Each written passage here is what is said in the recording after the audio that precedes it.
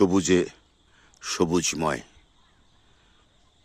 আমার প্রিয় জন্মভূমি সোনার বাংলাদেশের এক অপূর্ব দৃশ্য।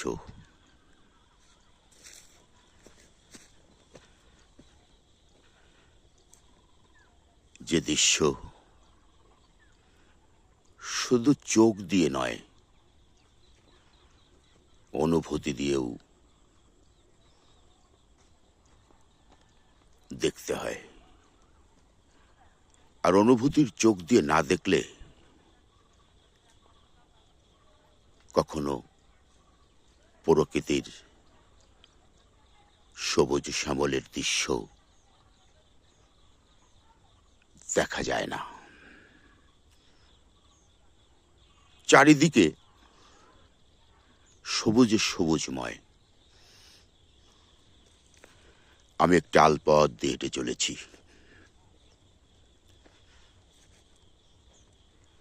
দুই পাশে শস্যের ক্ষেত।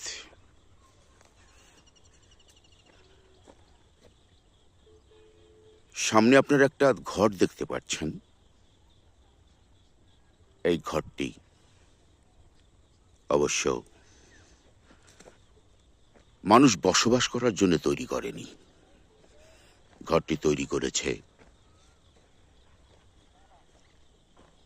ইরির ক্ষেতে জল দেবার জন্যে, যাকে বলে ইরিগেশন। এখানে বোরিং করা হয়েছে।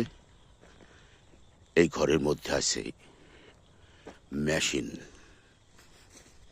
জল তুলবার জন্যে।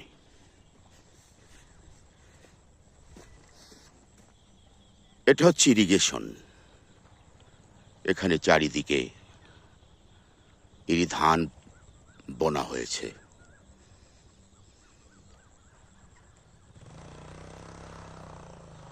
চমৎকার এই দৃশ্যটি সত্যি হৃদয় দিয়ে দেখলে, হৃদয়ের চোখ দিয়ে দেখলে সম্পূর্ণ রূপে বোঝা যাবে কি এই অপরূপ দৃশ্য। এখানে কিছুদিন আগে পাট ছিল, এখনো হয়েছে ইরিগেশন। আমাদের দেশে একসময় ইরি ধান ছিল না, ছিল আউশ, আমন, বোরো, লক্ষ্মীলতা, এই ধানগুলো।